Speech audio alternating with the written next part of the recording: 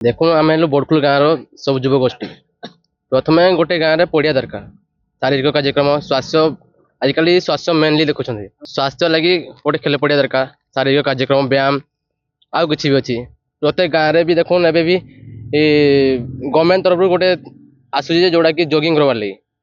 Throw दौर कि आम गाँव पड़िया मेनली ना ना खेली नहीं पार्बा गोटे आम मिनिमम 5टा पड़िया बनल कि रेकर्ड जगह अन्य रेकर्ड कि गवर्नमेंट थ्रो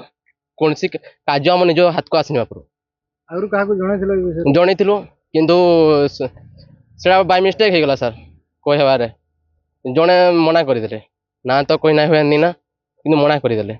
तो कहले कि बड़खुल गाँव में युवगोष्ठी ना ना पिला ना ना आ खेलना पुर कहले किंतु से समय आम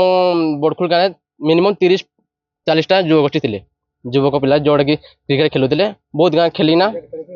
शुणु सर एवं सर तहसीलदार को आप्लिकेसन दवाई आसलु आर कहले कि आर को कल कर कही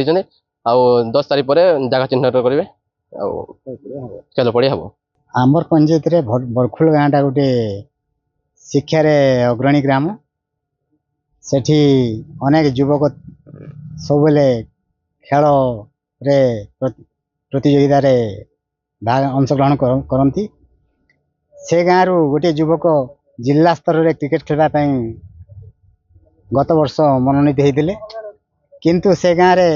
खेल पड़िया नहीं प्राइवेटली एटी सेठी पिला माने तांकर परिश्रम करी खेल पड़िया करी खेल खेलुंट एणु चिंता करें से तहसीलदार को गोटे जगह मागिल चिन्ह कल देले सरकार आम से खेल पड़ियार उन्नतीकरण करी खेल कूद इत्यादि जहाँ सब सेठी करि पारिबु आउ सरकार वर्तमान भी खेल कूद प्रति युवक मान प्रति अनेक ध्यान देइछन एणु से गाँव रे शीघ्र केमिति गोटे खेल पड़िया हो पारे आमर युवक भाई माने उपकृत हेबे से उद्देश्य आज तहसीलदार को आम गोटे दायीपत्र देलु और सरकार ये तहसीलदार 10 दिन पर आरई जाकि निश्चित रूपे जगह चिन्हट करी खेल पड़िया देवे प्रतिश्रुति देले।